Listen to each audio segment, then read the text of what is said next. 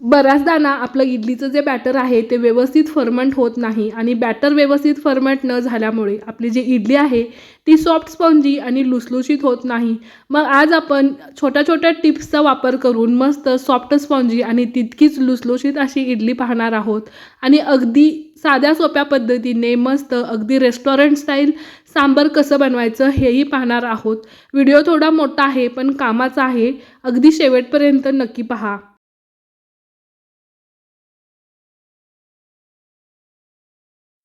तर इडली बिघडण्याचा सर्वात महत्त्वाचा पॉइंट म्हणजे आपण घेतो ते प्रमाण. तर या इथे मी 3:1 असं प्रमाण घेतलेलं आहे. मेजरिंग कपचा वापर करून 3 कप या इथे मी रेशनचा तांदूळ घेतलेला आहे. तर तुमच्याकडे कोणता तांदूळ अवेलेबल असेल तो तुम्ही घेऊ शकता. तर रेशनच्या तांदळामध्ये भरपूर कचरा, धुळीचे कण वगैरे असतात.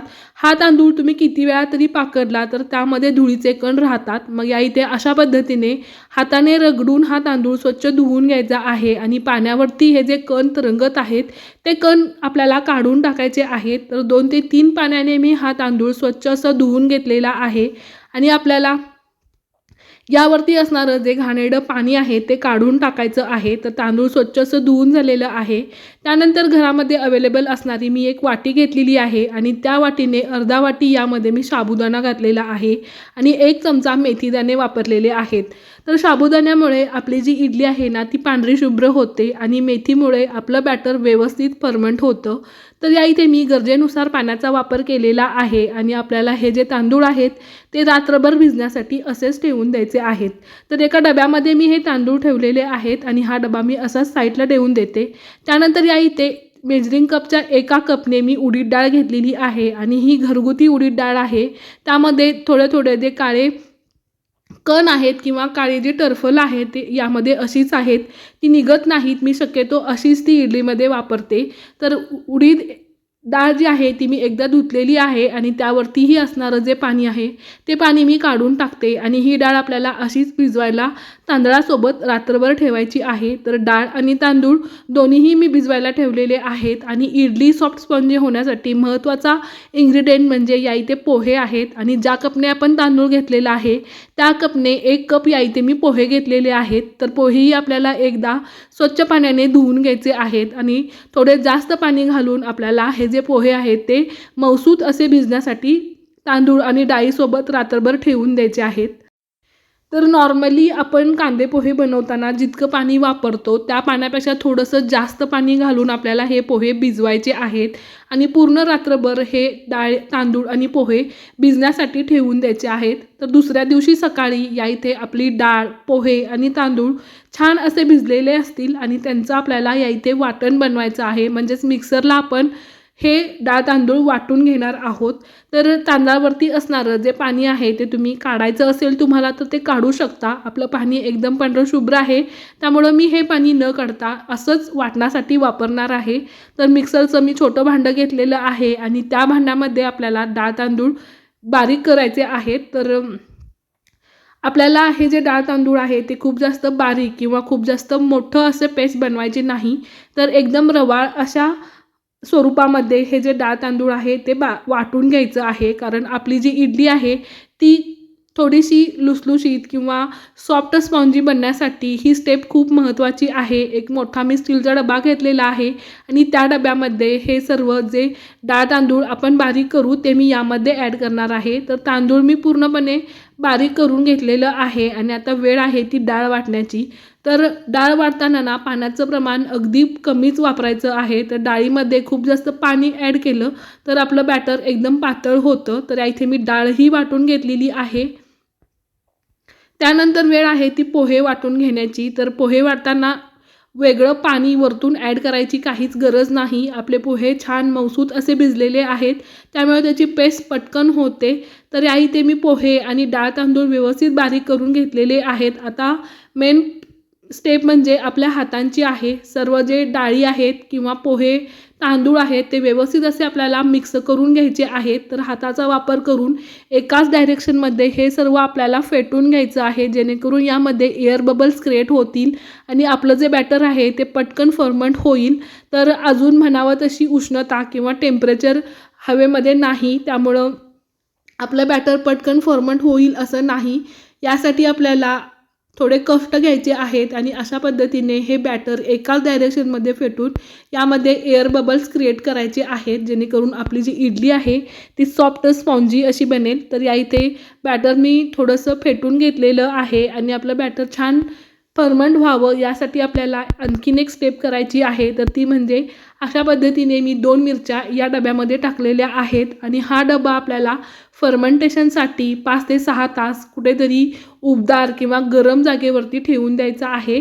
तर 5 ते 6 तास या इथे झालेले आहेत. आपलं जे बॅटर आहे ते अगदी किंचितच फुगलेलं आहे, म्हणावं तसं खूप जास्त फर्मंट झालेलं नाही, कारण आमच्याकडे अजूनही थंडी आहे, म्हणावं तसं ऊन नाही किंवा टेम्परेचर नाही. पण याच बॅटरपासून आज आपण मस्त सॉफ्ट स्पॉन्जी इडली बनवणार आहोत. तर तुमच्याकडे अजून खूप जास्त थंडी असेल किंवा तुमचं बॅटर अजिबात फर्मंट होत नसेल तर तुम्ही इडली बनवताना ड्राय इस्ट किंवा खाण्याचा सोडा जरी वापरला तरी चालेल, पण काहीच गरज नाही. तर खूप छान सॉफ्ट स्पॉन्जी इडली होतात या बॅटरपासून. इडली बनवताना आपल्या बॅटरची जी कन्सिस्टन्सी आहे ना ती सेम अशीच ठेवायची आहे. खूप जास्त पातळ आपण आपलं बॅटर बनवलं तर आपली इडली अजिबात फुगणार नाही. तर त्यामुळे बॅटरमध्ये अजिबात पाण्याचा वापर करायचा नाही, कन्सिस्टन्सी सेमच अशी ठेवायची आहे. तर बॅटर मी पूर्णपणे फेटून घेतलेलं आहे आणि जितकं बॅटर मला इडलीसाठी लागणार आहे ना ते बॅटर मी एका बाउलमध्ये काढून घेते. तर या इथे मी यामध्ये चवीनुसार मीठ ॲड करते. तर मीठ तुम्ही या स्टेजलाच यामध्ये ॲड करा. जर बॅटर फर्मेंटेशन ठेवताना यामध्ये मीठ ॲड केलं तर आपलं बॅटर शक्यतो जास्त फर्मंट होत नाही असं मला कोणीतरी सांगितलं होतं, म्हणून मी मीठ या स्टेजला ॲड करते. तर मीठ बॅटरमध्ये व्यवस्थित असं मिक्स करून घेते, जेणेकरून मीठ सगळीकडे पसरावं म्हणून. तर शक्यतो इडली किंवा डोशाचं जे बॅटर आहे ते फर्मेंटेशनसाठी आपण ठेवतो, त्यानंतर त्यामध्ये एअर बबल्स क्रिएट झालेले असतात आणि ते एअर बबल्स बाहेर जाऊ नयेत यासाठी आपल्याला हे जे बॅटर आहे ते शक्यतो अशा पद्धतीने ढवळून घ्यायचं, म्हणजेच एकाच डायरेक्शनमध्ये हे फेटून घेऊयात. तर त्यानंतर आपल्याला इडली बनवायची आहेत आणि इडलीचे जे मोल्ड आहेत ना त्या मोल्डला मी तेल लावून घेते. तर ही बेसिक प्रोसेस आहे, आपण नेहमीच करतो, त्यामुळे वेगळं असं काही सांगण्याची गरज मला वाटत नाही. तर सर्व मोल्डला ना मी तेल लावून घेतलेलं आहे आणि शक्यतो हे जे बॅटर आहे ना ते आपल्याला यामध्ये अगदी कमीच फिल करायचं आहे, कारण इडली फुगते आणि इडली फुगल्यानंतर वरच्या जे मोल्ड आहेत त्या मोल्डला आपलं जे बॅटर आहे ते चिटकू शकतं आणि आपली इडली दबली जाऊ शकते. त्यामुळं अगदी कमीच बॅटर आपण यामध्ये फिल करायचं आहे. सर्व प्लेटमध्ये बॅटर भरून झाल्यानंतर स्टँडला प्लेटा कशा जोडायच्या हे आपण पाहूयात. तर ही एक बेसिक प्रोसेस आहे आणि ही सर्वांना माहीतच असेल की क्रॉसमध्ये ह्या प्लेटा जोडून घ्यायच्या असतात. याविषयी मी जास्त काही सांगणार नाही. तर सर्व प्लेटा मी अशा पद्धतीने स्टँडला जोडून घेते. तर इडली मेकरमध्ये मी या इथे पाणी उकळण्यासाठी ठेवलेलं आहे आणि आपलं पाणी छान असं उकळलं की यावरती आपण हा स्टँड ठेवून द्यायचा आहे. झाकण लावून कमीत कमी हाय फ्लेमवरती 5 मिनटं तरी आपल्याला ही इडली छान अशी उकडून घ्यायची आहे. तर 5 ते 6 मिनटं या इथे मी इडली छान उकडून घेतलेली आहे आणि इडलीला आलेला पांढरा शुभ्र कलर तुम्ही तो पाहू शकता आणि इडली किती सॉफ्ट स्पॉन्जी झाली आहे ते मी तुम्हाला पुढे दाखवतेच. तर छान अशी इडली शिजलेली आहे आपली. तर आपण मोल्डमधून डिमोल्ड करताना शक्यतो गरमागरम इडली अजिबात काढायची नाही, कारण ती मोल्डला चिटकते. तर इडली थोडी थंड झाली की आपल्याला ती मोल्डमधून काढायची आहे. तर गरम इडली काढली की ती मोल्डला अशा पद्धतीने चिटकून बसते. तर इडली थंड झाली की मी मोल्डमध्ये या इथे काढून घेते आणि इडली किती सॉफ्ट स्पॉन्जी झाली आहे आणि त्यामध्ये कशा पद्धतीने जाळ्या सुटलेल्या आहेत त्या अगदी आपण जवळून पाहू शकतो. तर मस्त सॉफ्ट स्पॉन्जी इडली, बॅटर अगदी कमी फर्मंट झालेलं असेल तर तेव्हाही तुम्ही करू शकता. आपली इडली छान तयार झालेली आहे आणि एकदम साध्या सोप्या पद्धतीने सांबार कसं बनवायचं हेही आपण याच व्हिडिओमध्ये पाहणार आहोत.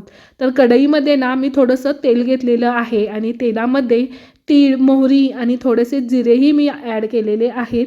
तर अगदी शॉर्टकटमध्ये आणि उत्तम अशा चवीचं सांबार आज आपण बनवणार आहोत. तर भरपूर सारा कढीपत्ता घातलेला आहे, बारीक चिरलेला कांदा यामध्ये मी ॲड केलेला आहे. तर कांदा एकदम गुलाबी कलर येईपर्यंत आपल्याला तो छान परतून घ्यायचा आहे, कारण कांदा कच्चा राहिला की आपल्या सांबारची टेस्ट बिघडू शकते.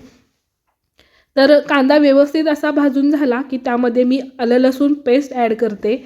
आलं लसूण यामध्ये ॲड करणं खूप महत्त्वाचं आहे. आलं लसूण टाकल्यानंतर 1 टोमॅटो, 1 शेवगा आणि थोडासा दुधी भोपळा मी यामध्ये ॲड केलेला आहे. तर अशा पद्धतीने सांबार बनवताना भाज्या वेगळ्या पद्धतीने शिजवून घेणे अजिबात गरजेच्या नाहीत. आपण अगदी शॉर्टकटमध्ये कमी वेळामध्ये जर तुम्हाला सांबार बनवायचं असेल आणि तेही उत्तम चवीचं बनवायचं असेल तर अशा पद्धतीने सांबार एकदा नक्की ट्राय करून पहा. जर तुमच्याकडे लाल भोपळा असेल तर तो भोपळा थोडासा भाजून त्याची पेस्ट बनवून तुम्ही यामध्ये ॲड करू शकता. पण माझ्याकडे भोपळा अवेलेबल नव्हता म्हणून तुम्ही ॲड केलेला नाही. तर यामध्ये मी थोडीशी चिंच ॲड करते. साऊथ इंडियन सांबार थोडंसं आंबट गोड असंच असतं आणि थोडंसं गूळही मी यामध्ये ॲड केलेलं आहे. चिंच आणि गूळ या स्टेजला आपल्याला यामध्ये ॲड करायचं आहे, जेणेकरून ते पटकन वितळेल आणि त्याचा फ्लेवर भाज्यांमध्ये आपोआप जाईल यासाठी. तर त्यानंतर यामध्ये मी थोडासा सांबार मसाला आणि घरगुती लाल तिखट ॲड केलेलं आहे. सर्व मसाले, चिंच, गूळ आणि भाज्या आपल्याला थोड्याशा भाजून घ्यायच्या आहेत, जेणेकरून त्यामध्ये असणारं जे फ्लेवर आहे ते मसाल्यांमध्ये उतरेल आणि आपली जी भाजी आहे ना ती थोडीशी मऊ पडेल यासाठी. तर तूर डाळ आणि मूग डाळ दोन्हीही डाळी मी समप्रमाणामध्ये शिजवून घेतलेल्या आहेत. तर तुम्हाला फक्त तूर डाळ वापरायची असेल तर तुम्ही ती वापरू शकता आणि फक्त मूग डाळ वापरायची असेल तर तीही तुम्ही वापरू शकता. शक्यतो सांबार इतकं घट्ट असं नसतं. मग सांबारची कन्सिस्टन्सी ॲडजस्ट करण्यासाठी या इथे मी गरम पाणी वापरलेलं आहे. तर आपल्याला पाण्याचं प्रमाण थोडंसं जास्त वापरूयात, कारण आपला शेवगा आणि दुधी भोपळा शिजलेला नाही. तर सांबारमध्येच आपल्याला उकळी काढून घ्यायची आहे आणि या भाज्या सर्व शिजवून घ्यायच्या आहेत. तर आपल्या भाजीला किंवा आपल्या सांबारला एक उकळी येत आहे तोपर्यंत यामध्ये मी चवीनुसार मीठ ॲड करते. आपल्या सांबारची कन्सिस्टन्सी या इथे ॲडजस्ट झालेली आहे. भाज्याही छान अशा शिजलेल्या आहेत आणि सांबारला कलर कसा आलेला आहे तो तुम्ही इथे पाहू शकता. वरतून मस्त अशी कोथिंबीर पेरायची आणि आपलं जे साऊथ इंडियन स्टाईल आणि एकदम शॉर्टकटमध्ये बनवलेलं जे सांबार आहे ना ते या इथे तयार आहे. चिंचगुळाचा आंबट गोडपणा आणि आपल्या भाज्यांचा फ्लेवर मुळे ना आपलं सांबार खूप छान असं बनतं. तर हवेमध्ये ना म्हणावी तेवढी उष्णता अजून तयार झालेली नाही. त्यामुळं इडली आणि डोशाचं जे बॅटर आहे ना ते फर्मंट होताना आपल्याला थोडा त्रास होतो आणि बॅटर फर्मंट झालं नाही तर कोणताच पदार्थ चांगला चवीचा बनत नाही. मग त्यासाठी थोडासा सोडा तुम्ही या बॅटरमध्ये टाकू शकता. खूप जास्त सोडा वापरायचा नाही, अगदी किंचित सोडा तुम्ही यामध्ये ॲड करू शकता. तर आपली प्लेट या इथे तयार आहे.